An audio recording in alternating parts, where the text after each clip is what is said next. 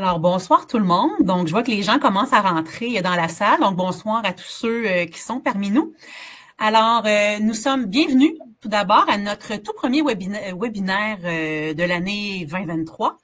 Alors, vous êtes excessivement nombreux. On attend un peu plus de 500 personnes ce soir. Donc, pour permettre aux gens de rentrer puis de se connecter avec nous, je vais prendre quelques instants pour vous expliquer le déroulement de la soirée. Donc, je souhaite la bienvenue à tous ceux qui se joignent à nous. Alors, tout d'abord, je vais me présenter. Je m'appelle Isabelle Gosselin. Je suis agente de développement au PREL, les partenaires pour la réussite éducative dans les Laurentides. Et puis, c'est moi qui vais faire l'animation de la soirée. Dans quelques instants, notre webinaire « La fabrique de l'enfant terrible et le drame de l'enfant sage », va commencer. Vous allez être en compagnie de M. Joël Monzé, docteur en neurosciences. Alors, vous allez explorer avec lui ce soir, entre autres, vous allez explorer comment le cerveau des enfants, des adolescents se développe dans le fond et en fonction de l'environnement dans lequel ils grandissent. Avant de commencer, ce que je vais vous dire, je vais vous rappeler le fonctionnement de la soirée. Comme je vous disais, non, il y a quelqu'un qui me dit qu'il n'a pas de son. Alors, je viens de voir ça passer. Je veux juste être sûre si tout le monde m'entend bien. Bien présentement. Oui, donc, parfait. Je pense que peut-être c'est madame qui doit avoir un petit problème chez eux. Oui, probablement, parce que c'est le seul commentaire, c'est ça que je viens de voir, là, exactement. Donc, dans le fond, ce que je veux vous dire, je veux vous rappeler, c'est que notre webinaire, il est d'une durée de 60 minutes. On va avoir environ 45-50 minutes de conférence, puis à la fin, il va y avoir une période de questions. Comme nous sommes en mode webinaire, on peut pas échanger, on vous voit pas. C'est juste vous qui pouvez nous voir. Ah, on me dit qu'on m'entend. Merci. Donc, dans le fond, la seule façon qu'on peut échanger exactement, mais vous le voyez, hein, c'est par la boîte de clavardage qu'on appelle plus communément le chat. Donc, moi, ce que je vous invite à faire, c'est durant toute la soirée, n'hésitez pas à poser vos questions. Monsieur Monzé va essayer d'y répondre quand il va être capable, quand il va en avoir passé, il va répondre à l'occasion. Mais moi, ce que je vais faire, c'est que je vais noter vos questions et je vais les poser en votre nom à la fin, durant la période de questions. Je veux vous rappeler aussi que notre webinaire, il est enregistré. Vous allez recevoir en début de semaine prochaine le lien de rediffusion pour l'écouter et aussi pour le partager à vos collègues, vos connaissances, vos amis, à ceux que vous trouvez que ça pourrait être pertinent. Je veux aussi vous dire qu'à la fin du webinaire, partez pas trop vite parce que je vais mettre dans le chat un lien pour un court sondage, 3 questions, un court sondage d'appréciation de votre soirée. Donc, sans plus attendre, parce que c'est quand même pas moi que vous êtes venu écouter ce soir, mais bien Monsieur Monzé qui est avec nous. Alors, je vais lui laisser la parole. Ça va être à vous, Monsieur Monzé. Je vous souhaite une belle soirée. Beaucoup. Belle soirée à tout le monde aussi. Puis nous, on se retrouve à la fin pour la période de questions. Donc, bon webinaire. Merci, merci. Bonsoir à tout le monde. J'espère que vous allez bien. On est 163 pour l'instant. Donc, voilà. Je vais juste démarrer mes slides. Parce que j'aime ça travailler. Voilà. Comme ça, vous allez pouvoir avoir l'accès aux différentes images. Bon, alors, écoutez, je voudrais remercier en tout cas les Prel de m'avoir invité ce soir. Passer ma soirée avec vous, c'est quelque chose de très, très agréable. Et puis, j'espère que cette conférence va vous intéresser. Alors, j'ai appelé ça « La fabrique de l'enfant terrible et le drame de l'élève sage ». Alors, de quoi on va parler ce soir, d'accord? C'est que on va regarder si les crises, elles ont un sens, après une petite introduction. On va regarder, tiens, est-ce que pourrait être peut-être plutôt que des crises ou plutôt que simplement des problèmes de comportement? Est-ce que ce serait simplement parce que les enfants ont besoin de temps pour grandir? On va regarder les besoins affectifs essentiels. Et puis alors là, on arrivera dans le cœur du sujet. Comment est-ce qu'on fabrique un enfant terrible? Et pourquoi est-ce que je parle du drame des enfants sages? Puis on regardera un petit peu quels sont les contextes qu'on peut offrir aux différents enfants et adolescents pour leur permettre en fait de pouvoir grandir de manière la plus sereine possible. Alors, n'hésitez pas à poser des questions. Moi, je vais les voir sur le côté. Si j'y fais attention, je vais peut-être répondre à certaines. Si je me rends compte que quelque chose n'est pas suffisamment compris, je peux être peut-être parfois aller trop vite sur une thématique. Et si jamais il y a quelque chose qui ne va pas, n'hésitez pas. Les questions, elles sont là pour ça. Je ferai une petite pause, je réponds à votre question. Si je sais que la réponse vient dans 2 minutes, je vous demanderai de patienter un peu. Ou sinon, on y reviendra à la fin de la conférence. Alors, bon, ce qui est assez comique, c'est qu'il y a une dizaine d'années, quand je parlais de bienveillance, on me trouvait comme une bibite bizarre. Tu sais, bienveillance, bienveillance. C'est-tu scientifique, ça, la bienveillance? Ah ben non, non, c'est de l'ésotérisme. D'accord? Mais non, en fait, la bienveillance, c'est un état qui est très important et de plus en plus de recherches qui nous montrent en fait l'impact de la bienveillance, d'accord, sur le développement en fait des enfants et surtout aussi l'impact de qu'est-ce qui se passe quand on n'est pas bienveillant avec un enfant au niveau de la maturation de son cerveau. Alors, veut pas, écoutez, vous êtes des parents, je suis papa et beau-père en fait. Quand tout va bien, c'est facile d'être bienveillant. Le défi, c'est de rester bienveillant quand les choses se compliquent. Et ça, c'est difficile, aussi bien pour vous comme pour moi comme parent, mais ça va être difficile pour l'enseignant, ça va être difficile pour l'éducatrice qui s'occupe de vos enfants, ça va être difficile pour éventuellement l'intervenant qui va peut-être faire des actions ciblées, d'accord? C'est parfois beaucoup plus facile de se mettre en colère et de manifester notre impatience, donc d'avoir nous-mêmes des comportements dérangeants, d'accord, que d'essayer de rester bienveillant au fur et à mesure de la situation qui peut être dérangeante. Puis une chose à savoir, c'est que être bienveillant, ça ne veut pas dire ne pas mettre des limites. Au contraire, les enfants ont besoin de limites qui sont claires. Si vous ne mettez pas de limites claires, les enfants vont être perdus. Ça, c'est du laxisme. Le laxisme est aussi destructeur que éventuellement une tape sur la fesse ou en arrière de la tête. D'accord? On le voit moins, bien entendu, parce que c'est moins démonstratif, mais le laxisme n'est pas quelque chose dont les enfants ont besoin pour pouvoir arriver à grandir. Donc, la bienveillance, c'est vraiment une manière d'être avec l'autre. Ça peut être votre partenaire de vie, ça peut être votre collègue au travail, ça peut être un client ou un patron. D'accord? C'est vraiment une manière d'être où on va privilégier, offrir le meilleur de nous. Donc, la bienveillance, c'est pas nécessairement quelque chose à faire. C'est au niveau de l'être. Qui suis-je, moi, Joël Monzet? Comment est-ce que je peux être en relation avec les autres? Encourager certaines choses et dire non à d'autres, parce que j'ai le droit de mettre mes limites aussi, mais comment est-ce que je peux le faire d'une manière qui est constructive? Comment est-ce que je peux le faire d'une manière qui va contribuer à un meilleur bien-être collectif, même si je mets une limite? D'accord? Je vais mettre une limite à mon enfant, je peux mettre éventuellement une limite à ma partenaire, je peux mettre une limite à un collègue ou un client, mais c'est la manière dont je suis au départ de l'être qui fait en sorte que ça se place, d'accord, pour le mieux. Le seul problème, c'est que notre vie, elle est complexe. Veut pas, plus on avance, d'accord, et plus la complexité de notre société est énorme. Je ne sais pas si vous vous souvenez de l'usine GM à Boisbriand, d'accord.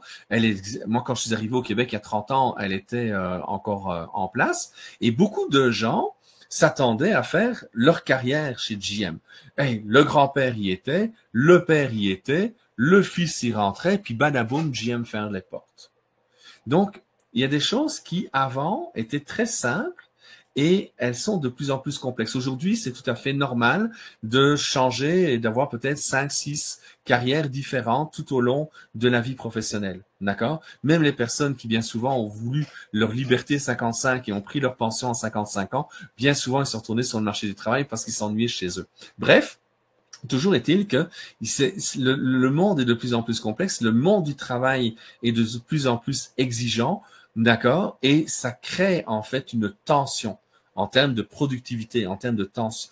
Et veut pas, quand on rentre à la maison, ben on risque peut-être d'avoir des difficultés, surtout si pendant la journée, nous avons eu des comportements qui n'étaient peut-être pas le meilleur de nous-mêmes.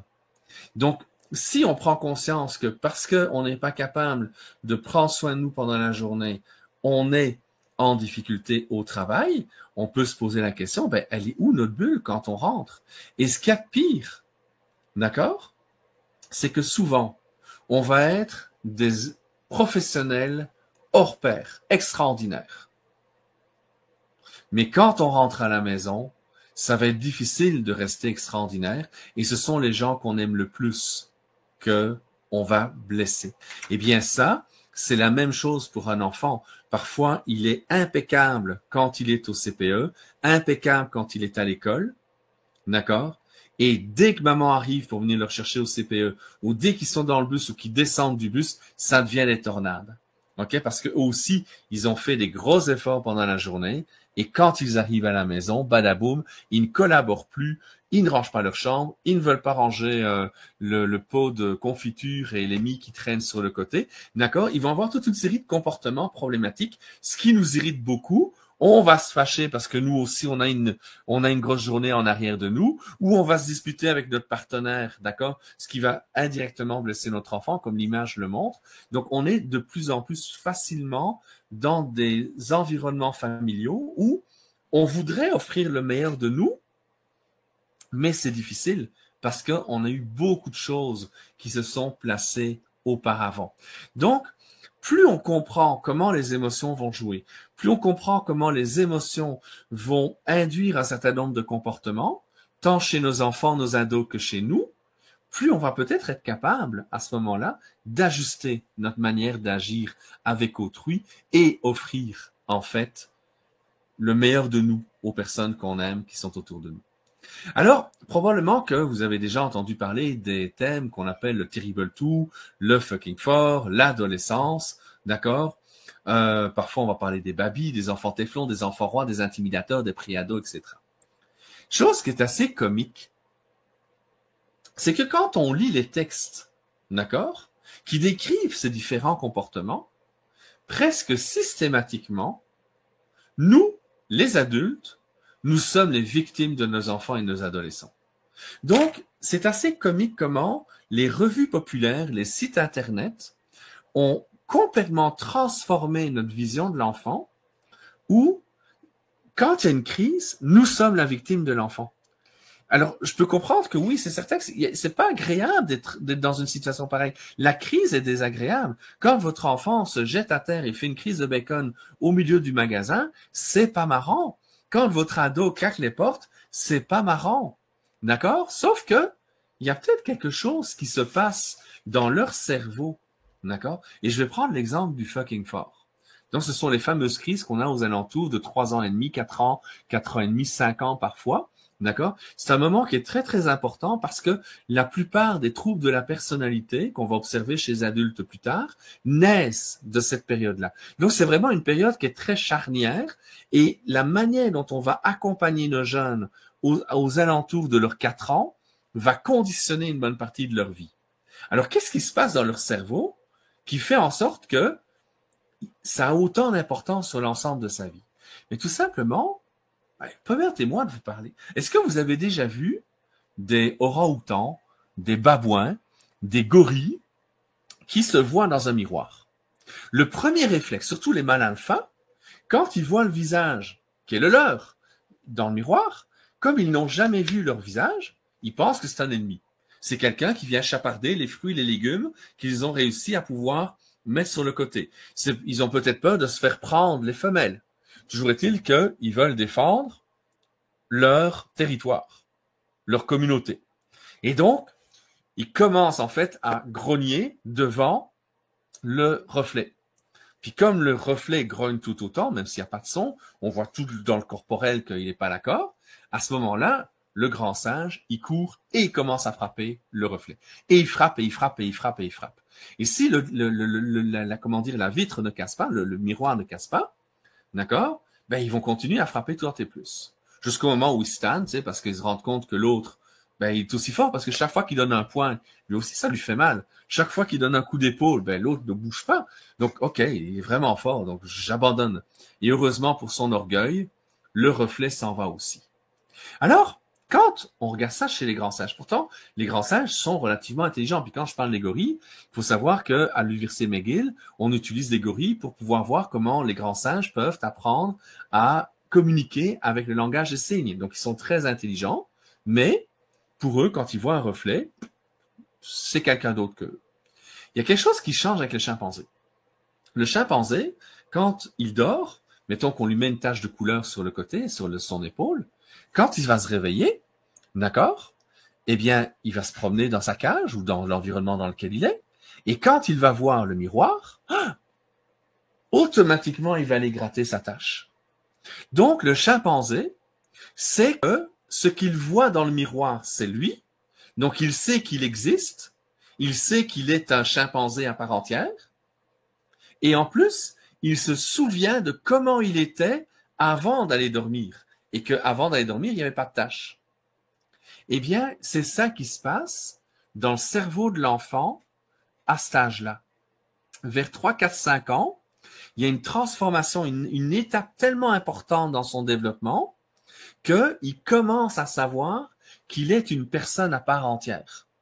Et là, il va avoir des moments où il va, par exemple, être un super-héros, il va être un policier, un pompier, une enseignante, une infirmière, d'accord? Il va être un super-héros et parfois, il y a trop de tension. Donc, il va s'effondrer ou il va rentrer parce que comme il est surpuissant, il comprend pas qu'on lui met des limites. Et donc, le conflit qu'on va avoir avec lui, ça va lui permettre de comprendre elles sont où mes limites? Qu'est-ce que je peux faire? Qu'est-ce que je peux pas faire? Alors, c'est certain que pour nous, le parent, c'est désagréable de gérer une crise à ce moment-là. Ce sont des moments où les enfants peuvent même faire parfois, ils font pas exprès, d'accord? C'est parce qu'ils ont tellement mal en dedans que ben, ils vont faire des gaffes et parfois ces gaffes-là, ils vont casser quelque chose, ils vont nous donner un coup, ils vont réagir d'une manière qui est vraiment pas le fun, mais c'est parce qu'ils sont en train d'essayer de comprendre le monde bizarre dans lequel ils ont été plongés et ils essaient de voir quelle est leur capacité, d'accord, d'avoir une action sur le monde. Donc, ils sont le personnage principal de la pièce de théâtre dans laquelle ils sont, d'accord? Et donc, ils essayent de la comprendre, cette pièce dans laquelle ils sont. Okay. Donc, pour nous, si on comprend ça, ben, ça veut dire que notre manière d'interagir avec l'enfant, on peut peut-être essayer de comprendre, OK, c'est quoi son intention? Oui, il a dit quelque chose ou il a fait quelque chose qu'il n'aurait pas dû dire ou pas dû faire, mais c'est quoi son besoin? C'est quoi qu'il a besoin pour pouvoir grandir? Et quand on comprend ça, ben à ce moment-là, ça nous invite à peut-être réactiver éventuellement, d'accord, d'autres manières d'intervenir. Et puis, vous savez, ça fait des années que je fais de l'animation, ça fait des années que je suis papa, que j'ai fait de la psychothérapie, j'ai enseigné même à certains moments. Et une des choses que j'ai toujours trouvé, c'est que la plupart des gens savent quoi faire. Donc, je suis pas là pour vous dire quoi faire. Les psychotrucs, en général, ça ne marche pas. OK? Pourquoi? Parce que la plupart du temps, vous savez quoi faire. Le problème, c'est que vous avez de la difficulté, puis moi, il faut que je travaille là-dessus aussi comme papa, parce que moi aussi, j'ai mes émotions. Moi aussi, il y a des moments où mes enfants, j'aurais le goût de les accrocher sur la corde à linge pour ne plus avoir à gérer leurs tensions et leurs disputes. OK? Mais ce qu'il y a, c'est qu'on a parfois la difficulté à décoder la manière dont ils s'expriment, à décoder éventuellement comment dire, le vrai besoin ou le manque avec lequel qui peut être avoir déclenché éventuellement le comportement dérangeant. L'autre chose, c'est que nous ne savons pas ce qui s'est passé auparavant. Autrement dit, on ne sait généralement pas ce qui s'est passé à l'école, tous les efforts qui ont été faits pendant qu'il était à l'école, les efforts qu'il a fait dans le bus, peut-être les efforts qu'il a fait pour ne pas chicaner avec son frère ou à sa sœur. Et nous, on va intervenir sur le moment de la dispute entre les deux, alors que peut-être c'est tout à fait naturel, puis c'est correct. En fait, nos enfants, ils ont le droit de se disputer. Le tout, c'est de leur apprendre des manières de se disputer qui sont les plus constructives possibles, qui font le moins mal possible, que ce soit psychologiquement ou physiquement. L'autre chose, c'est qu'on intervient parfois au mauvais moment. D'accord? Si vous êtes, par exemple, au téléphone en train de parler avec un de vos amis et que votre enfant vient vous trouver, ben, c'est le mauvais moment. Donc, si l'enfant est en train de jouer avec ses Legos, est en train de lire un livre ou de jouer avec ses poupées, d'accord? Et que nous, on leur demande à ce moment-là d'aller ranger de la vaisselle, mais c'est pas le bon moment. Parce qu'ils sont occupés à autre chose. Puis pour eux, ils comprennent pas que quand vous téléphonez au téléphone, quand vous êtes au téléphone, ils devraient comprendre que c'est pas le bon moment, mais que nous, on ne comprend pas pourquoi, quand ils jouent, on ne comprend pas pourquoi c'est pas le bon moment. Donc parfois, les enfants essaient, comme je disais, c'est complexe parfois pour eux d'arriver à comprendre la game dans laquelle ils sont. Et nous, parfois, on va agir comme ça naturellement. On n'a pas de malice. L'enfant non plus n'a pas de malice. Mais on va intervenir au mauvais moment. On va intervenir au moment où l'enfant est peut-être encore trop chargé émotionnellement et n'est pas prêt d'entendre la manière dont on le fait. D'accord? Puis aussi, on a parfois un réflexe qui est bien triste, c'est qu'on agit en schtroumpf à lunettes. On fait la morale à l'enfant. Souvenez-vous, il n'y a personne qui aime ça, les schtroumpfs à lunettes. D'accord? Donc, quelque part, on risque de se tromper de cible. On risque éventuellement de se tromper de repère. Vous savez, quand on parle du Fucking Four ou quand on parle de préado ou du Terrible Two, la manière dont on décrit ces moments-là, qui sont des moments charnières dans le développement de l'enfant, d'accord, parce que le cerveau évolue fortement dans des moments pareils, mais si on vous fait croire que ça ne devrait pas exister, le comportement, ben, vous risquez d'intervenir avec beaucoup plus de colère, ce qui est normal. Vous voulez que le comportement disparaisse. Mais si je sais que le comportement est normal, même s'il est désagréable, même s'il est dérangeant, même s'il m'irrite, même si j'aurais le goût de faire autre chose, mais si je sais que c'est normal, et parce que mes repères sont plus cohérents, à ce moment-là, ben, mon intervention, il y a plus de chances qu'elle soit adéquate. D'accord? Puis l'autre chose aussi, c'est regarder tous les gérants d'estrade qui sont autour de vous et qui vous disent comment vous devriez intervenir avec vos enfants. Ce qui fait qu'à un moment donné, ben, vous perdez le contact avec ce qui est logique pour vous, avec votre gros bon sens à vous, avec vos valeurs à vous. D'accord? Et vous risquez d'intervenir d'une manière qui est malheureusement regrettable. D'accord? Je peux pas m'étendre longtemps sur cette étape-là, sur cette slide-là, mais là où c'est important, c'est que Jean-François Belmonte, c'est un papa qui est en France, qui a créé un blog qui s'appelle Papa Positive, d'accord? Et il a repris la pyramide de Maslow pour illustrer comment les besoins des enfants sont fondamentaux. Puis souvent, d'accord, nous, on va jouer au niveau du vert, d'accord? Le comportement attendu.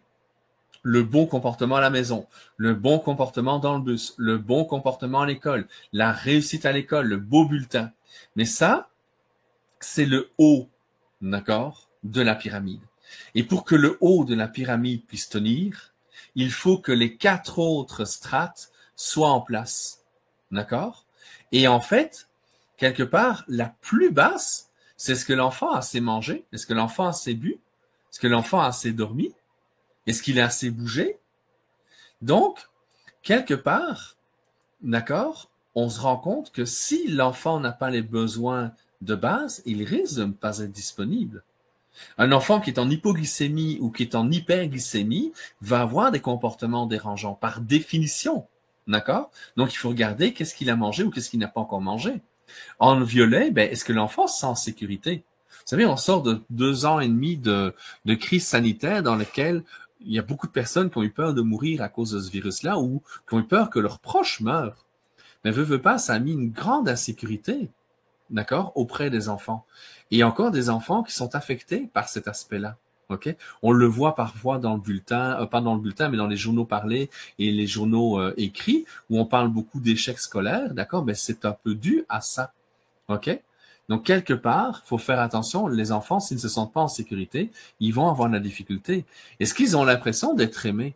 Vous savez, l'enfant qui a l'impression qu'il n'est aimé que uniquement s'il a 90 et plus sur son bulletin, ben, il va peut-être être un enfant parfait parce qu'il va tout faire pour avoir son 90.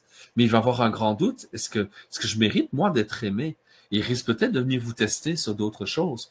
Puis alors, le bleu clair, c'est est-ce que le jeune est conscient de ses qualités? Vous savez, prenez les adolescents où ils remettent tout ce qu'ils ont appris et tous les beaux enseignements que vous avez donnés, d'accord, en question, mais ils doutent d'eux-mêmes. Surtout aux alentours de 13, 14, 15, 16 ans, ils doutent d'eux-mêmes. Ça fait partie de l'adolescence.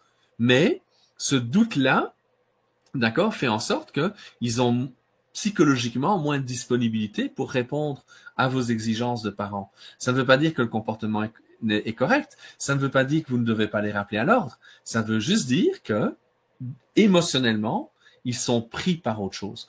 Donc, quand on comprend cette dynamique-là, ben nous, on va regarder c'est quoi son besoin. Comment est-ce que je peux le mieux possible répondre, en fait, à ce dont il a besoin pour être capable, en fait, de se développer. De là, ben c'est quoi que l'enfant a besoin? Si les différentes crises et les différentes étapes du développement du jeune sont normales, ben qu'est-ce qui fait en sorte qu'il peut grandir d'une manière adéquate? Alors, une chose qu'il faut comprendre, c'est que l'émotion, c'est une des ressources physiologiques qui nous distingue le plus des reptiles. Pourquoi? Parce que si vous prenez 100 crocodiles, les 100 crocodiles réagissent tous de la même manière. Si vous regardez 100 tortues, les 100 tortues réagissent toutes de la même manière. Vous regardez des fourmis, des araignées, 100 fourmis, 100 araignées réagissent tous de la même manière. Mais vous regardez 5 chiens, 10 chiens, 50 chiens, tous vont réagir de manière différente. Oui, on va voir que ce sont des canins, mais globalement, ils vont réagir d'une manière qui est différente. Chacun va avoir sa personnalité. La même chose pour les chats, la même chose pour les chevaux, la même chose pour les êtres humains. Les émotions, c'est ce qui nous donne nos couleurs personnelles. Et elles ont un sens majeur. Pourquoi? Parce que nous sommes dans un environnement, tantôt je parlais que nous sommes le personnage principal, c'est une phrase qui vient de Guy Corneau, nous sommes le personnage principal de notre pièce de théâtre, d'accord? Mais donc, dans la pièce de théâtre, il faut s'adapter à tous les autres acteurs. Et ce sont les émotions qui nous permettent, d'accord, de nous adapter au mieux. Ça veut dire quoi? Mais ça veut dire que si j'ai 10 ans et que je viens de me planter dans un examen, la colère est utile. Parce que grâce à la colère, je vais peut-être être fâché contre le professeur. Je vais peut-être être fâché contre moi, mais hey, je n'aurai pas une deuxième fois un 0 en examen. Je vais étudier autrement. Je vais prouver à mon professeur que je suis digne d'avoir un 100 sur 100. Donc, la colère, elle va me permettre, d'accord, de donner l'énergie, les comportements nécessaires pour réussir mon prochain examen. Là où ça dérange avec la colère, c'est si, au lieu d'être constructif, je commence à frapper sur quelqu'un d'autre. La même chose, la peur. Si j'ai une appréhension en prenant le volant ce soir parce que il y a de la neige, parce qu'il y a peut-être des plaques de verglas, il y a peut-être d'autres conducteurs qui conduisent de manière bizarre. Je ne sais pas si vous en avez vu beaucoup autour de vous, mais je trouve que pour l'instant, il y a beaucoup de gens qui conduisent de manière bizarre. Donc, la peur me dit, Joël, fais attention. D'accord? Mais si la peur m'empêche de faire quelque chose que j'aime, par exemple d'aller voir une pièce de théâtre ou d'aller rejoindre des amis, mais est-ce que la peur me donne les bons messages?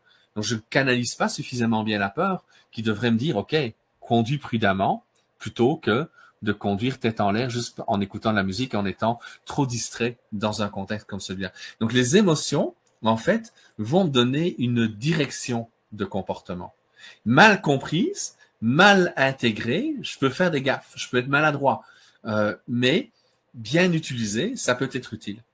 Et ce qu'il faut savoir, c'est que chaque émotion va avoir un impact différent sur le corps. Là, c'est une étude qui a été faite il y a quelques années en Scandinavie. C'est un chercheur qui a demandé à 700 étudiants universitaires, il leur demandait de regarder des vidéos ou de regarder des images, d'accord, de se laisser imprégner de l'émotion qui était vécue en visionnant la vidéo ou en regardant la photo, et de dire, qu'est-ce que tu sens, toi, quand tu regardes ça? Et vous voyez la colère, là, en haut à gauche, eh bien, en haut à gauche, physiologiquement, d'accord, il va y avoir beaucoup plus de tension au niveau de mes poings, au niveau de ma mâchoire, et le cœur va être là. Pourquoi? Parce qu'il faut que je combatte. Un peu comme le orang-outan ou le gorille dont je parlais tantôt. Je suis prêt à défendre mon territoire. OK? Et donc, à ce moment-là, mes poings vont être utiles là-dedans. Si on regarde la peur, d'accord, on voit que les mains, les bras, il y a très, très peu d'activité, très, très peu de sensations. On voit que le cœur bat un peu vite parce que la peur peut modifier le cœur, mais il va y avoir surtout au niveau du ventre, d'accord, il va y avoir des sensations. Et ça, les papas connaissent un peu moins ça, les mamans le connaissent un peu plus. Pourquoi? Parce que c'est quelque chose qu'on observe généralement plus chez les filles que chez les garçons. C'est que quand on a peur, l'estomac est complètement contracté. D'accord? Souvent, nous, les gars, quand on a peur, on va augmenter la tension musculaire pour pouvoir identifier le danger et éventuellement le combattre. Mais si on est sidéré, si on ne bouge pas, on va ressentir la peur et la peur va venir nous prendre à l'estomac. Donc, le matin, parfois, quand votre enfant dit « Papa, maman, j'ai mal au ventre, je veux pas aller à l'école. Maman, papa, je veux pas aller à l'école. » Le réflexe, parfois, que les papas vont avoir, c'est de dire « Ah, c'est dans ta tête, il faut que tu t'en ailles. Va à l'école. » Alors que non, l'enfant a vraiment mal dans son ventre. Peut-être qu'il n'y a pas de lésion, donc il ne faut pas l'amener à l'hôpital, mais les sensations dans le ventre sont désagréables. OK? Si vous prenez celle du bonheur, donc au milieu en haut, on voit que là, le visage est rayonnant, on voit que le cœur est rayonnant et qu'il y a de la vie tout partout. Donc, chaque fois que nos enfants vivent une émotion, ça modifie les sensations corporelles. Et plus l'enfant est jeune, moins il est coupé de tout ça. Plus il prend de l'âge, moins il est accompagné, et plus il va essayer de se couper des sensations corporelles. Et beaucoup d'adultes ne sentent rien en dessous, d'accord, de leur menton.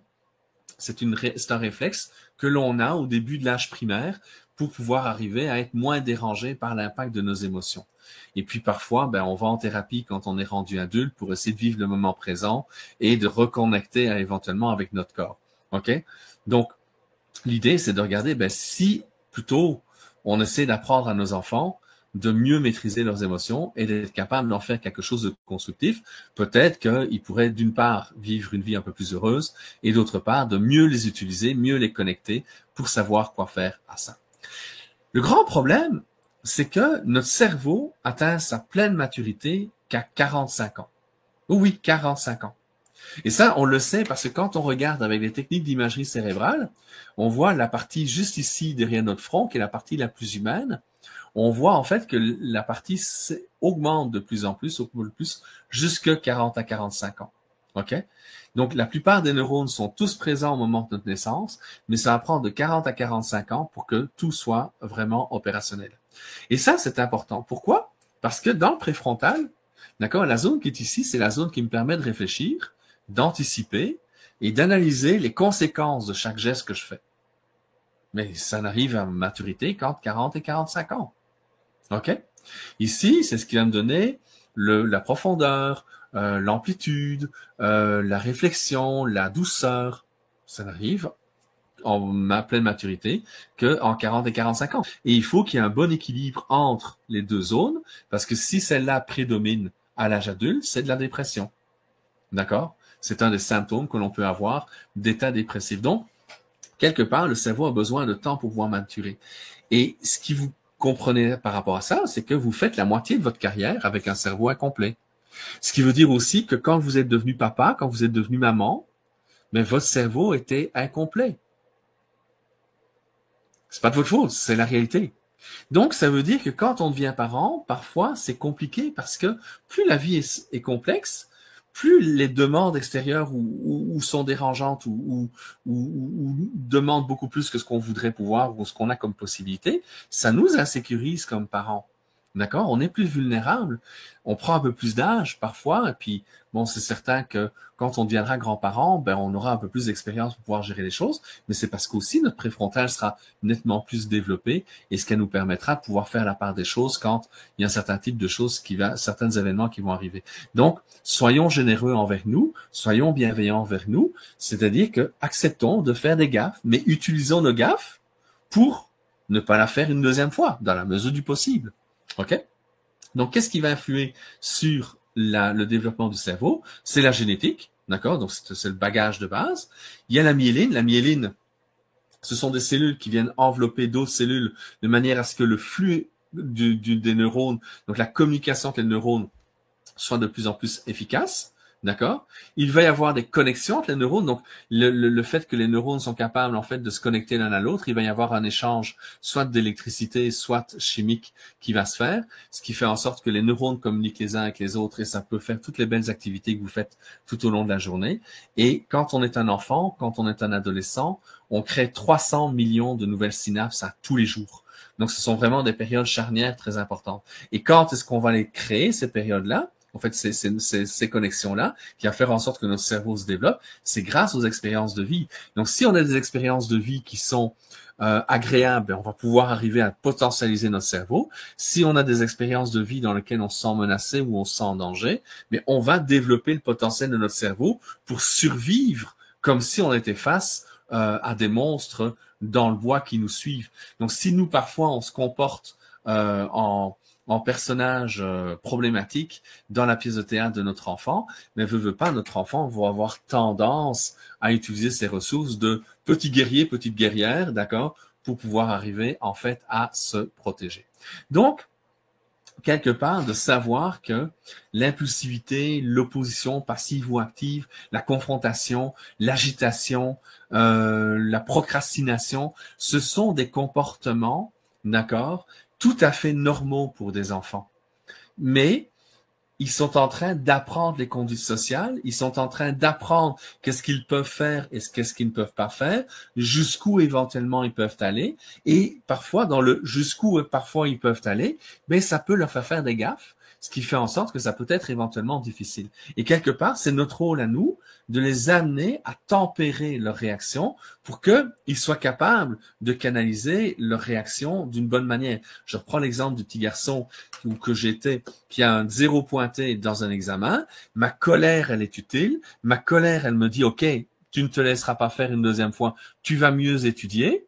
D'accord?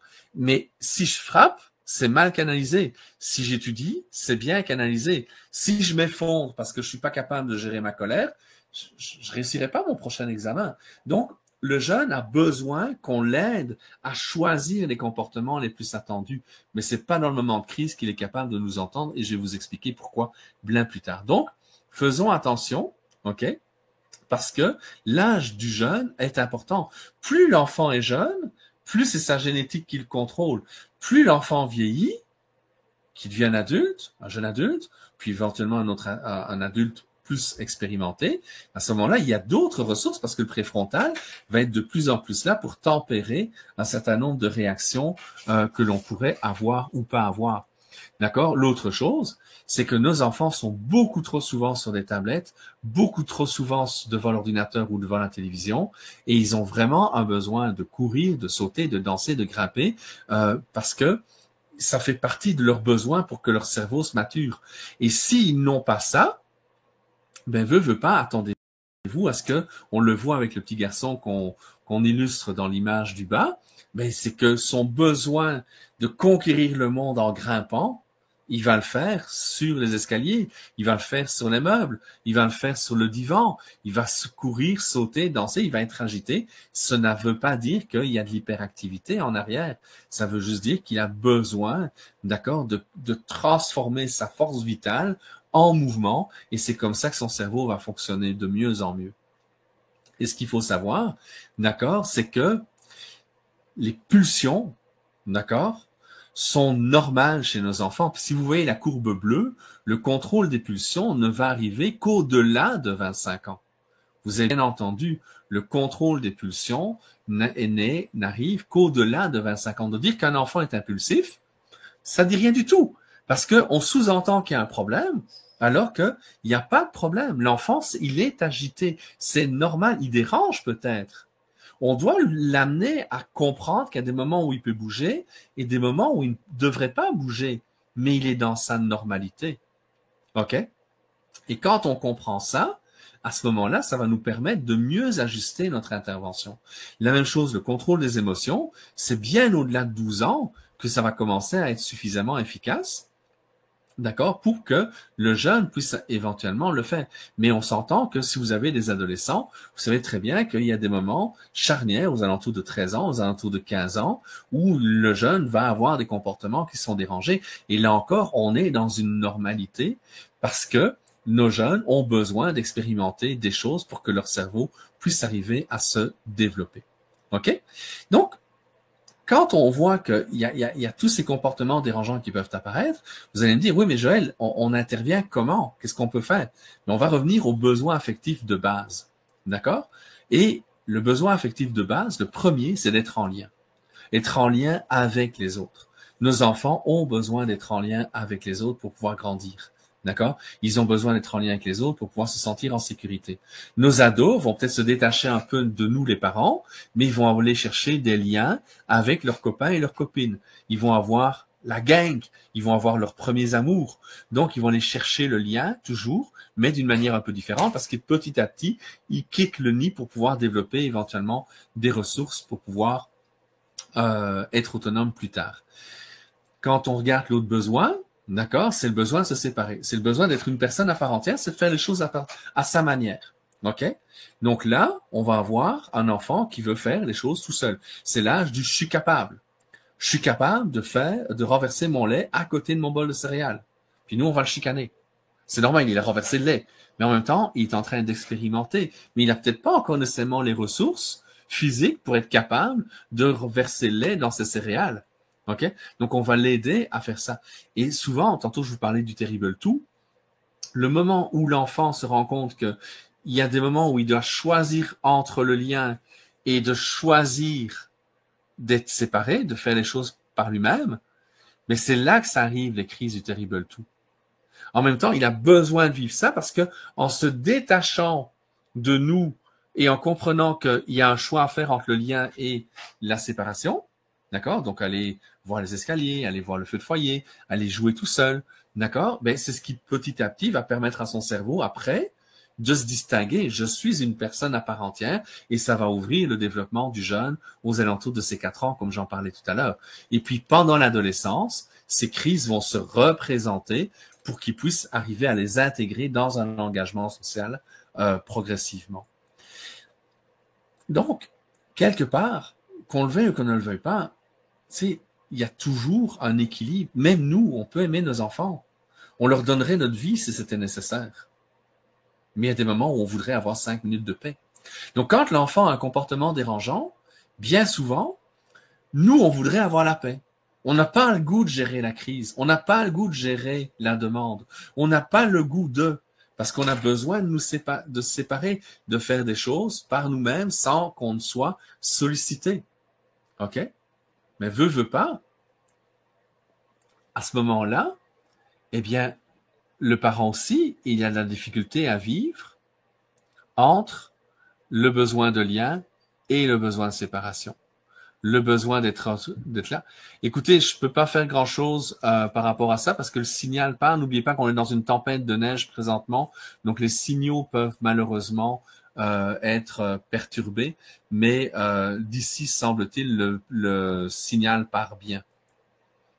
Donc, quelque part, le besoin d'être en lien et le besoin d'être séparé va se jouer à l'école d'une manière ou d'une autre.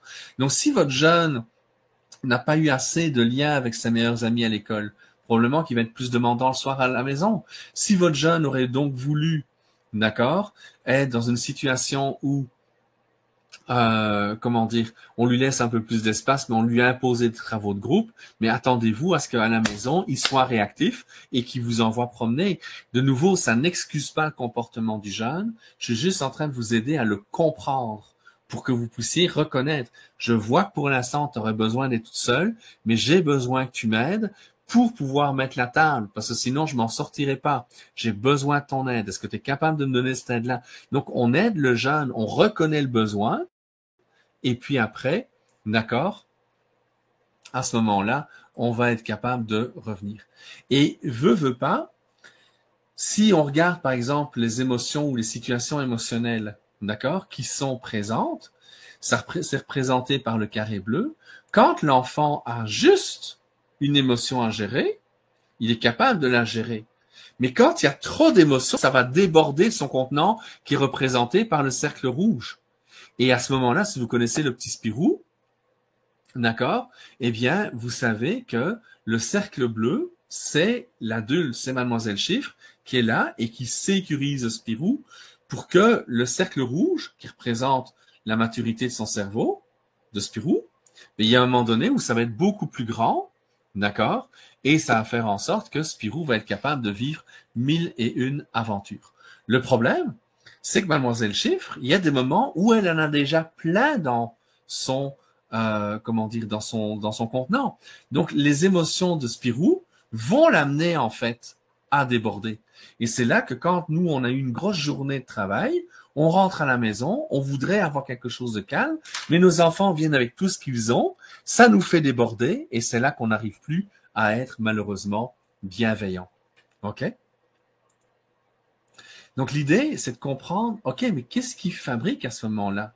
Mais ça veut dire que si moi, je suis pris par mes émotions et que je ne suis pas conscient de l'impact que j'ai sur mon enfant, ou si je suis un intervenant, je n'ai pas conscience de l'impact que j'ai sur le groupe, ben, veut pas, il va y avoir des dynamiques, d'accord, qui sont problématiques. Et pour le comprendre, j'aime beaucoup prendre cette image-là. Si vous regardez ce que le papa fait, il lance son enfant en l'air et il le rattrape. Il le lance et il le rattrape. Lui est en contrôle. Il fait quelque chose. Son enfant, il le vit. Et donc, il le vit.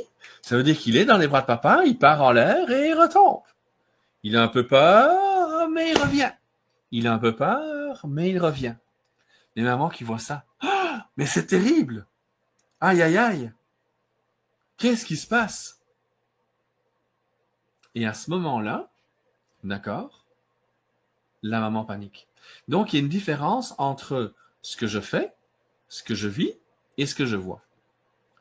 Et là où il faut faire attention, c'est que parfois, quand on est le professeur, quand on est le parent, on sait ce qu'on dit, on sait ce qu'on fait. Le jeune qui a un comportement dérangeant, c'est la case du milieu. Lui, c'est très bien qu'il a eu un comportement problématique. D'accord? Je vois qu'il y a beaucoup de personnes qui ont un problème. Écoutez, il suffit qu'un de vos voisins télécharge l'information sur YouTube ou sur Netflix qui fait en sorte que il y a un problème pour pouvoir recevoir le signal. Vous pouvez aller dans votre navigateur, vous avez une petite flèche qui tourne en rond, d'accord? Sur le haut à gauche, vous faites relancer simplement votre système. Il ne faut pas sortir parce qu'il se peut que vous ne puissiez pas rentrer après être sorti. OK? J'ai l'impression qu'il y a certaines personnes qui l'ont fait parce qu'on vient d'avoir une chute d'environ une quarantaine de personnes qui auront peut-être de la misère à rentrer à nouveau. Donc, vous allez simplement faire un refresh de votre écran, mais ne sortez pas de préférence du système, sinon vous allez avoir de la difficulté à revenir à l'intérieur. Donc, là-dessus, la case d'extrême gauche, le professeur, le parent, sait ce qu'il va dire à son enfant. L'enfant qui a fait une niaiserie, il sait éventuellement que lui a fait une niaiserie. Mais celui qui est sage à côté, qui voit que le parent ou l'adulte se fâche, qui voit qu'un enfant a peut-être de la peine parce qu'il se fait chicaner, lui, ça va lui rentrer dedans. OK? Et donc, à partir de là, OK, quelque part, il va y avoir une difficulté. Et ça, c'est le genre de choses que l'on peut avoir dans nos classes. Parfois, on va utiliser des méthodes dites TCC, techniques de cognitivo-comportementale, dont vous avez 2 illustrations. D'accord? Donc, l'enfant qui est sage, on va le mettre tout en haut. D'accord? Dans l'arc-en-ciel, il y a du beau soleil, tout est magnifique. OK? Si, petit à petit, il est de moins en moins sage, on va le faire descendre au bleu clair, au vert, au jaune, à l'orange, au rouge. Donc, plus la journée se passe, plus l'enfant a un signal, attention, ton comportement n'est pas acceptable. Oui, c'est parfait. À la rigueur, l'enfant l'est. Mais s'il se dit, OK, moi je vais avoir une note, mes parents vont avoir un courriel, d'accord, et je vais me faire chicaner à la maison, mais veut pas, d'accord, à ce moment-là, il sera plus en train d'écouter son professeur. Il ne sera plus en train d'écouter la consigne. Ou vous avez des enfants sages qui ont tellement peur, d'accord, que leur nom descende, qu'ils deviennent figés, ils bougent plus, ou ils sont tout le temps l'élève parfait, c'est le genre d'élève qu'on dit qu'on en voudrait 20 dans la classe, d'accord, mais en dedans, c'est la panique. Donc, parfois, la manière d'intervenir auprès d'un enfant, que ce soit le nôtre ou dans un groupe, fait en sorte que oui, on donne un feedback à l'enfant qui fait une niaiserie, mais on blesse l'enfant qui est sage à côté. OK? Donc, quelque part, à chaque fois qu'on est dans une situation problématique, nous allons avoir notre détecteur de danger qui va déclencher un comportement réactif. La meilleure manière de le comprendre, c'est de savoir c'est qu'une souris ne doit pas aller à l'école pour savoir qu'un chat, c'est dangereux. Elle voit un chat, elle s'en fout. Cac, fini. OK? Puis, si jamais éventuellement des chercheurs vont prendre un rayon laser pour brûler les amygdales, vous les voyez, elles sont dessinées en rouge sur le schéma en bas à gauche. D'accord? Donc, on en a 2, une à gauche et une à droite. Pardon. Eh bien, qu'on met après la souris avec on met la souris avec le chat, un chaton de préférence. Le chaton n'a pas encore développé ses instincts de prédation. À ce moment-là, OK, ben la souris et le chat jouent ensemble. parce que la souris n'a plus aucune conscience du danger. Ce qui fait en sorte que vous êtes prudent en voiture, ce sont vos amygdales. Ce qui fait en sorte que quand vous montez sur une échelle, vous faites attention de bien mettre vos pieds sur les différents échelons et de bien vous attacher les mains pour pouvoir monter, ce sont vos amygdales. Vos amygdales sont là pour dire, attention, il y a un danger, fais attention. Eh bien, quand vous êtes, par exemple, face à un film d'horreur, que vous aimiez ou non le film d'horreur, d'accord? Ben, quelque part, vous allez avoir peur. Vous allez avoir votre cœur qui bat la chamade, vous allez avoir mal au ventre, vous allez avoir envie de réagir, vous allez crier peut-être même. C'est plus fort que vous. Eh bien, les enfants, c'est ça qu'ils vivent. Quand leur comportement dérangeant arrive, c'est plus fort qu'eux. Et c'est là qu'ils vont avoir toute une série, justement, d'attitudes bien regrettables. OK? Et donc, quelque part, leur corps, leur cerveau va réagir comme s'il y avait un réel danger. Au même titre que quand vous voyez votre film d'horreur, vous réagissez comme s'il y avait un réel danger. Votre enfant, à la maison, en classe, dans le bus, avec le groupe d'amis qui jouent dans la ruelle ou devant chez vous, dans le quartier, va réagir. D'accord? Et petit à petit, pour pouvoir réagir, la meilleure manière que j'ai trouvée pour l'expliquer, c'est imaginer que vous êtes face à un viking. Si le viking veut vous couper la tête, ben vous n'avez pas le temps de réfléchir. Vous devez prendre votre épée le plus rapidement possible et combattre. Donc, la réflexion, pas utile. Donc, vous allez endormir cette zone-là. Si vous commencez à paniquer, vous ne serez pas très efficace comme guerrier. Donc, vous allez endormir cette zone-là. Si vous avez de l'affection pour le viking, parce que, tu sais, c'est peut-être un papa, c'est probablement un mari, mais c'est certainement le fils de quelqu'un. Je ne peux pas le tuer, pauvre lui. Donc, si vous avez de l'affection pour le viking, c'est lui qui vous coupe la tête. Donc, à ce moment-là, il faut que votre cerveau ne fonctionne plus. Donc, ce qu'on va voir dans le haut du cerveau, dans la partie la plus humaine, qui contrôle nos pulsions, qui contrôle nos émotions, qui nous permet de réfléchir avant d'agir, eh bien, cette partie-là, il va y avoir une diminution de l'arrivée de sang pour que le sang aille essentiellement dans la partie du tronc cérébral, là où on est capable de sortir le guerrier qui sommeille en nous. OK? Et donc, à partir de ce moment-là, on risque d'avoir une réaction. C'est pour ça que parfois, quand on chicane un enfant qui vient de faire une niaiserie, il ne peut pas exprimer sa compassion. Il n'a pas accès à cette zone-là de son cerveau. Il ne peut pas comprendre pourquoi vous le chicanez. En fait, s'il sait qu'il a fait un coup qu'il n'aurait pas dû faire, mais en même temps, il est complètement coincé parce qu'il est pris dans ses émotions et il n'est pas capable de se voir aller. Donc, déjà que son cerveau est pas mature, et en plus, avec l'émotion qu'il vit, il n'a pas accès à tout ça. Ce qui veut dire que le moment, quand je vous disais tantôt, parfois, on n'agissait pas au bon moment pour pouvoir intervenir, eh bien, veut pas, ça fait en sorte que à ce moment-là, le jeune va avoir des difficultés à pouvoir correspondre et nous n'interviendrons peut-être pas au bon moment. Bien sûr, si l'enfant frappe, il faut qu'on intervienne, mais c'est pas le moment, d'accord, d'interagir et de faire une intervention structurante pour aider le jeune, en fait, à mieux fonctionner.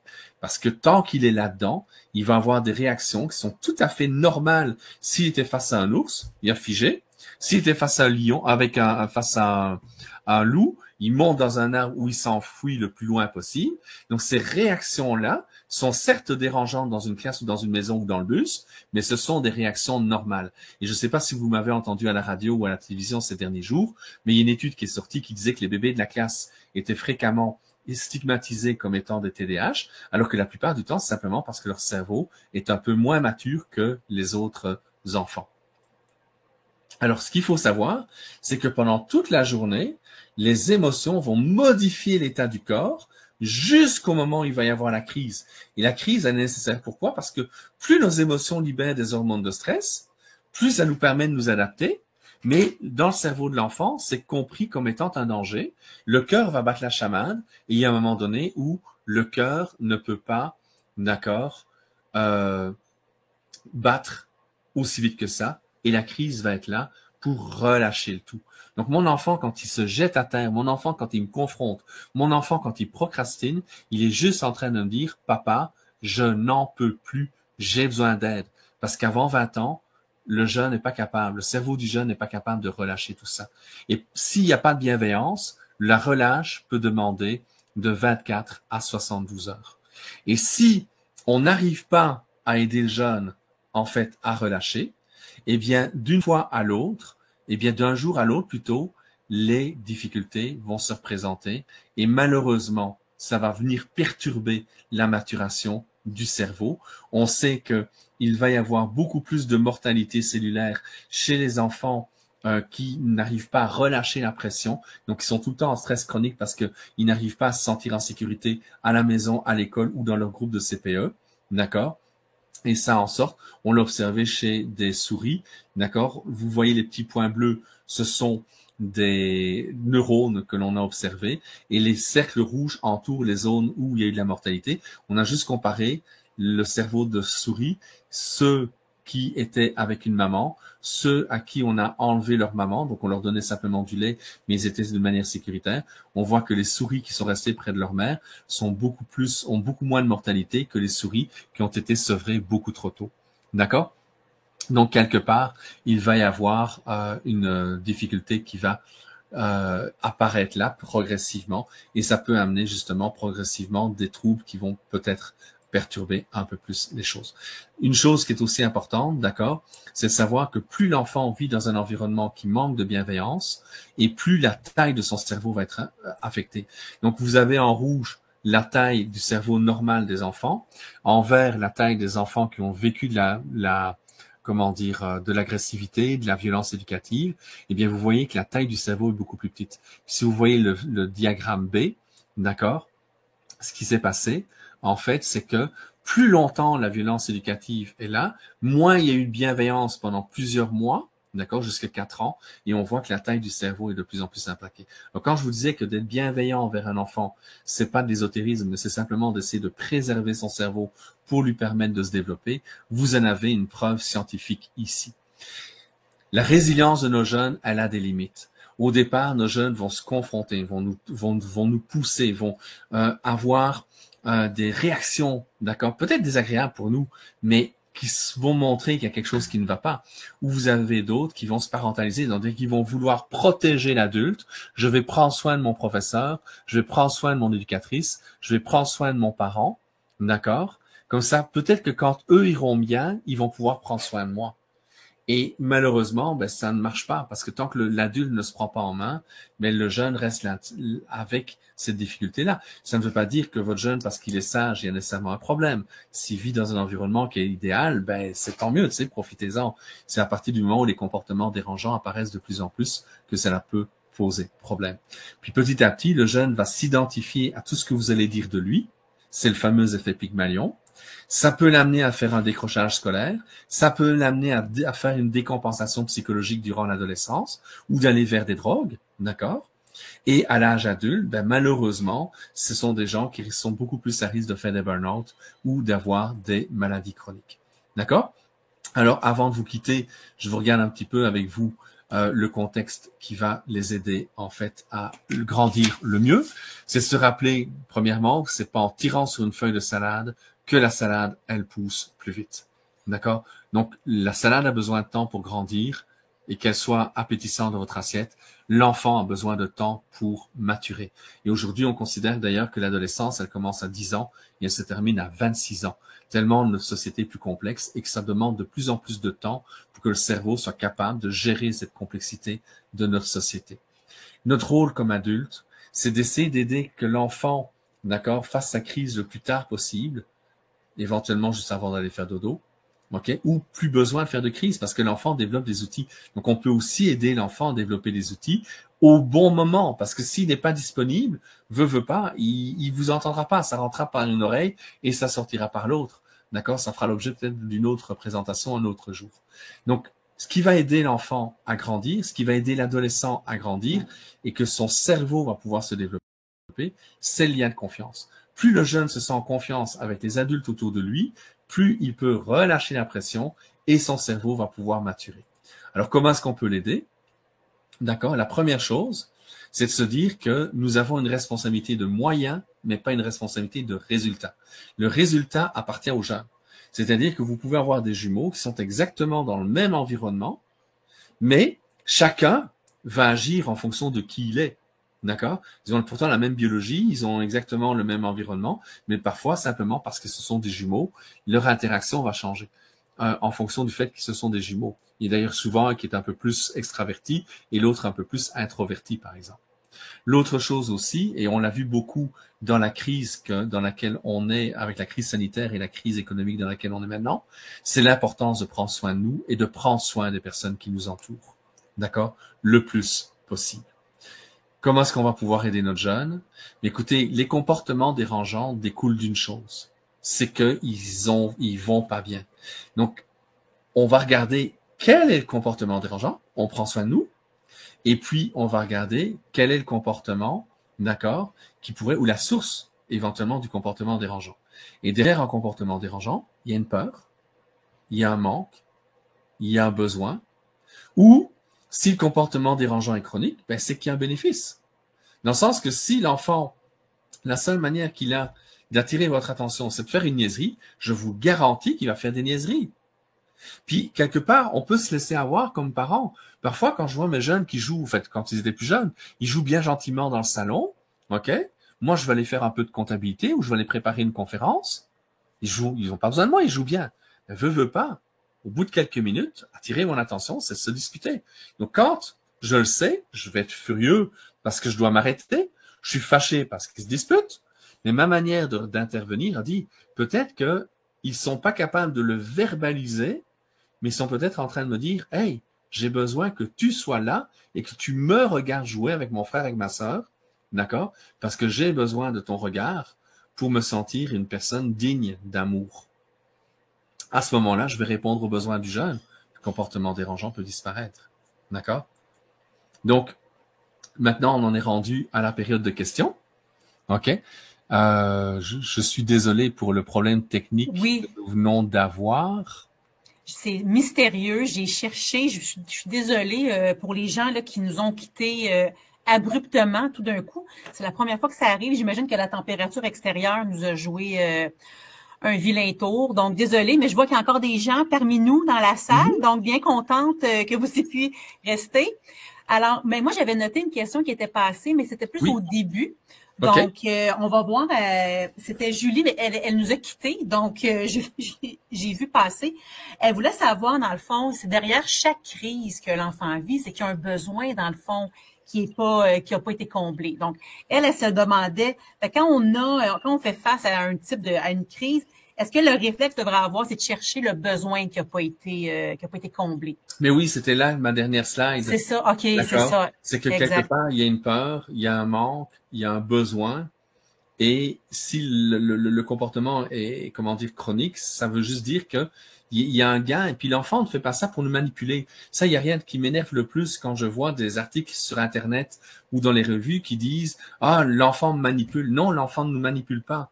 L'enfant a des neurones ici qui lui permettent d'essayer de décoder la manière dont l'adulte fonctionne. Et pour trouver sa place, il va déduire que, tiens, quand je fais une crise, papa s'occupe de moi. Quand je pleure, maman donne un câlin. Donc, il déduit que pour pouvoir avoir un câlin ou pour que papa s'occupe de lui, il faut qu'il fasse quelque chose qui nous dérange. C'est pas une manipulation, ça devient la manipulation au-delà de 20 ans, 25 ans, 30 ans. Parce qu'il faut que cette zone-là du cerveau fonctionne pour être capable de pouvoir prendre du recul, d'accord, analyser le comportement de l'autre et avoir une intention méchante. Dans la manipulation, il y a de la malice. L'enfant peut être méchant, mais il n'est pas malicieux. Donc l'enfant peut parfois, parfois nos enfants vont avoir des comportements qui sont très rudes à l'école. Parfois l'intimidation, elle fait mal.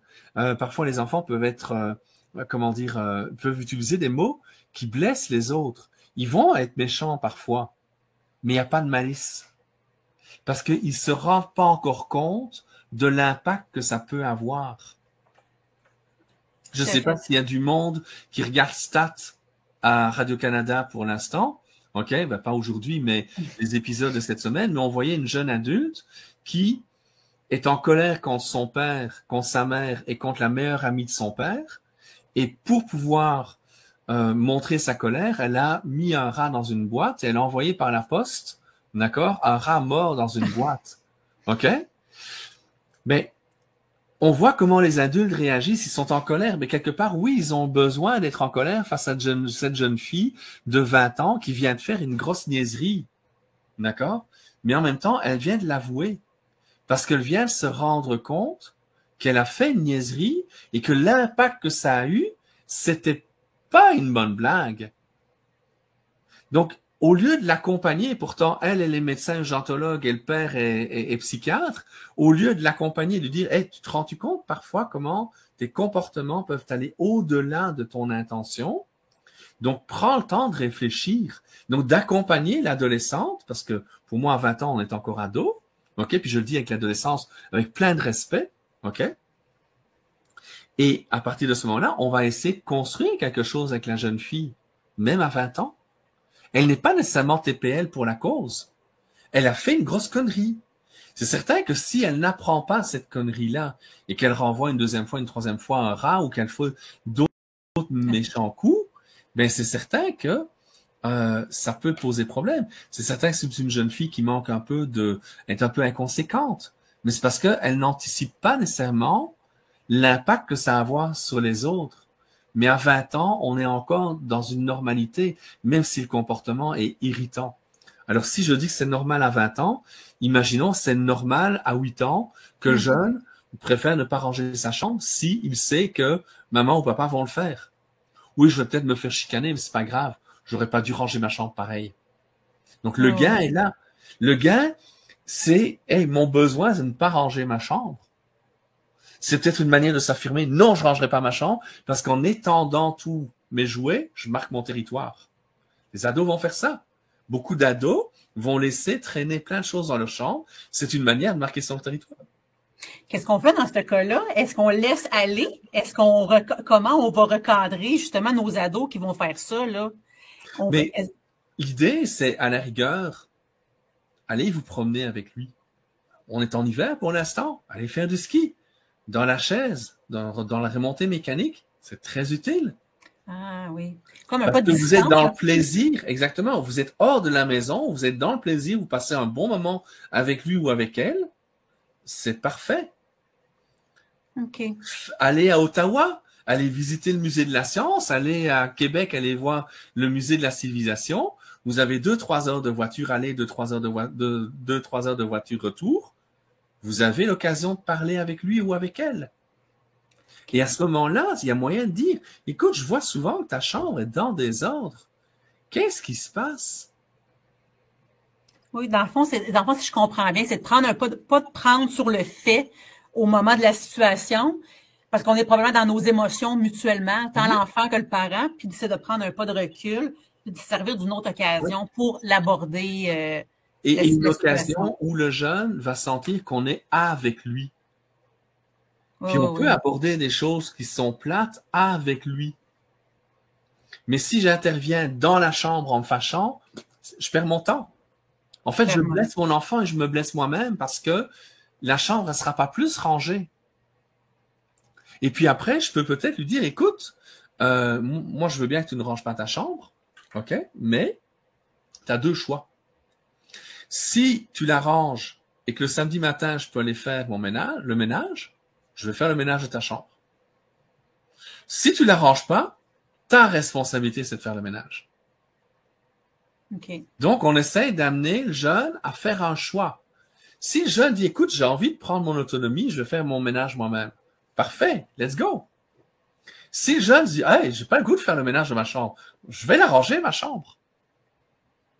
Tu vois la même chose. Si le jeune ne met pas son linge dans le bac à linge sale, ben, si c'est pas dans le bac à linge sale, je te le lave pas. Ah ouais, c'est ça. OK? Oui. Donc, ben, c'est ta responsabilité de le mettre. Quand tu avais 10 ans, j'allais chercher ton linge. Maintenant, tu en as 15, c'est à toi de te débrouiller. OK? Ben, vous n'êtes pas obligé non plus de plier le linge de votre jeune. Vous renversez le linge sur son lit. Et si c'est quoi les linges propres et le linge sale, mais il est confronté au principe de réalité. Et quand le jeune est confronté au principe de la réalité, mais il y a plus d'occasions de se prendre en main et de dire, OK, j'ai le goût de savoir c'est quoi mon linge, c'est propre, c'est quoi mon linge sale. OK? Et à ce moment-là, ça va. Puis si votre enfant va dans une école privée qui a, comment dire, un costume à avoir, ben, si votre jeune n'a pas son linge propre, ben, c'est sa responsabilité. Oui, mais il va avoir une note comment dire, au portail ou dans le... Oui, mais c'est lui ou elle qui a cette responsabilité-là. Ce n'est pas à vous. La seule chose que vous pouvez, n'oublie pas de me donner ton linge. On est vendredi. Si tu veux que ton linge soit propre lundi matin, il faut que tu me le donnes.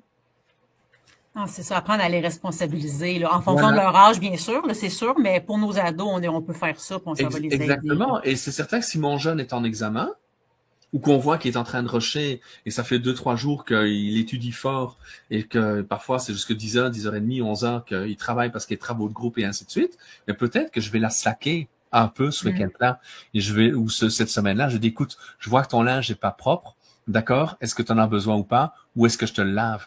Donc je vais venir le soutenir dans son effort, parce que l'objectif que j'ai, c'est qu'il réussisse son année scolaire. Donc ma priorité, c'est pas sa chambre, ma priorité, c'est sa persévérance scolaire. Tout à fait, tout à fait. Donc, je vais le soutenir là-dedans. Oui. Excellent. Oui, je comprends très bien. Puis je suis sûre que la dame qui a posé la question, puis les autres adultes et parents d'ados qui sont avec nous ont compris ça ici. Moi, dans le fond, ce que je voulais dire, surtout parce que là, je vois qu'il n'y a pas de questions. Donc, moi, ce que je voulais dire, puis je pense que je peux parler au nom des gens qui étaient présents, c'est que ça nous a permis ce soir de normaliser des comportements, de comprendre qu'est-ce qu'on peut, des prises de conscience comme parents, de prendre, comme on dit, un pas de recul par rapport aux situations, que c'est normal, dans le fond, qu'est-ce qu'on vit, qu'est-ce que nos jeunes vivent, vraiment d'avoir ça en tête. Je suis sûre que ça l'a fait écho chez les gens qui étaient avec nous ce soir, autant les parents que les enseignants, parce que là, les enseignants aussi, c'est une autre réalité quand ils ont plusieurs enfants qui sont comme ça. On doit avoir, c'est sûr que nos interventions doivent être un peu différentes aussi, j'imagine, ou on est dans le même... Oui et non, mais j'ai été un enseignant et je n'avais jamais eu, aussi bien dans mes stages qu'à l'époque où j'étais titulaire de classe, je n'avais jamais de problème de comportement dans ma classe. Parce que ma qualité de présence et ma bienveillance, elle était là. Sauf qu'il y a 30 ans, je pouvais pas comprendre pourquoi. Aujourd'hui, je connais grâce aux neurosciences la raison pour laquelle ça fonctionne. D'ailleurs, je viens de mettre un lien dans le chat que vous allez pouvoir utiliser.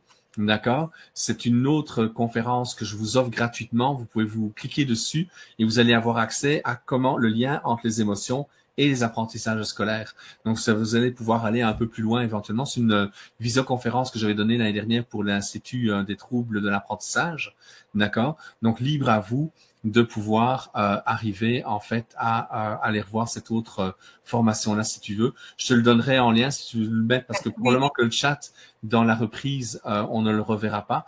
Donc à ce moment-là, ça va permettre aux gens de pouvoir y avoir accès s'ils le souhaitent. Exactement. Dans le fond, je pourrais le mettre dans le WebiPlus, exactement. Dans le courriel que je vais envoyer la semaine prochaine aux gens. Puis parfait, je vais garder ça avec moi. Excellent. Mais si on n'a pas d'autres questions, parce que j'ai l'impression qu'on n'en aura pas d'autres, on va pouvoir arrêter notre webinaire. Merci énormément pour cette heure. C'était très court. On en aurait pris, je crois, encore plus longtemps, plus en profondeur, mais avec que vous venez de nous partager, je pense que ça va aider les gens à approfondir leur réflexion sur le sujet. Moi, je tiens à remercier les gens qui ont été là. Désolée encore pour le problème qui est survenu. Mystérieux. On va faire nos recherches pour voir qu'est-ce qui a causé ça. Ce que je crains, en fait, c'est que les gens soient sortis de Webinar Jam et ont voulu revenir. C'est le même principe. En fait, moi, j'ai oublié d'en parler en début. Quand je donne, moi, une formation avec Webinar Jam, je le précise, j'ai oublié de le faire tantôt. C'est un peu comme quand on va au cinéma. C'est que le préposé va déchirer le billet. D'accord? Puis si nous, on ressort, en fait, du cinéma et qu'on veut rentrer, ben, si le préposé sait pas qu'on est sorti, il va pas nous laisser rentrer une deuxième fois. Contrairement à Zoom ou à Teams où on peut entrer et sortir facilement, Webinar Jam ne le permet pas. Donc, quand les gens ont un problème, que par exemple ça fige, c'est peut-être parce que leur voisin est en train de télécharger un film sur Netflix ou quoi que ce soit d'autre. Il va y avoir ralentissement du signal. Il faut simplement relancer l'écran, mais sans sortir, c'est la petite flèche qui fait un demi-cercle. Oui. D'accord. Actualiser la page. Actualiser la page. Et là, en fait, à ce moment-là, ça permet de rester sur la page. D'accord? C'est comme si on cligne des yeux et qu'on rouvre les yeux pour continuer à regarder le film. Bon. Plutôt de sortir de la salle de cinéma. Ah, c'est ça, exactement. Bon, puis s'il y a eu un enjeu avec Internet, peut-être que les gens ont été Mhm. comme éjectés de la salle, malheureusement. C'est peut-être ce qui s'est passé aussi. Mais je vous remercie encore infiniment pour cette heure fort enrichissante. Je remercie les gens qui ont été avec nous ce soir. Je vous invite, j'ai mis le lien vers le Google Form, on verra, sinon je le Oui. mettrai dans le courriel que je vais vous envoyer en début de semaine prochaine. Puis je vous invite aussi à notre prochain webinaire qui va avoir lieu le 15 février. Donc, le thème, ça va être comment parler d'aspiration scolaire et professionnelle avec nos jeunes. Toutes les informations vont se retrouver sur notre site web ou notre page Facebook. Donc, je remercie tout le monde qui est encore avec nous. Je vous souhaite une agréable fin de soirée, un bon retour dans la tempête de neige. Merci à tout le Tout à monde. fait. Ben, Isabelle, merci beaucoup de ton invitation. Salut Ça à m'a fait toute plaisir. l'équipe des Prêles que j'aime beaucoup. Tu connais mon lien de cœur avec ton Oui. équipe. Donc, ça a été un grand honneur de passer ma soirée avec vous. Mais parfait. Merci beaucoup. Au revoir. À À la bientôt. prochaine. Oui, à bientôt. Oui. Merci.